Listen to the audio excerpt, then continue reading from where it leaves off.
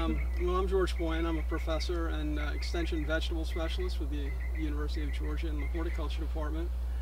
And usually annually, maybe a couple times a year, we have an open house here at the farm. We're also highlighting a lot of other vegetable work here. Dr. McGregor does watermelon breeding. Dr. O'Connell does sustainable and organic production practices. And her former graduate student will be talking about some of his work. And Lindsay is going to talk a little bit about beneficial insects. And Dr. Little has a student that's working on looking at winter squash varieties in organic production. We got an organic watermelon variety trial on the backside as well. So it's just to let people know that we're out here and what we're doing in terms of vegetables primarily.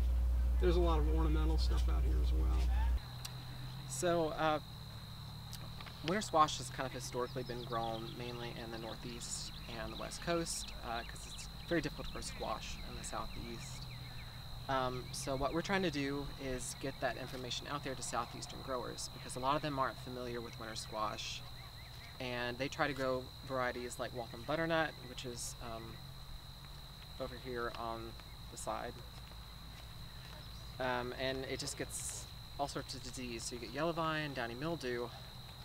So we're trying to look at some of these more tropical varieties and a lot of these heirloom varieties that people have been growing for centuries, and trying to see if they have any sort of resistance to try to give people more options.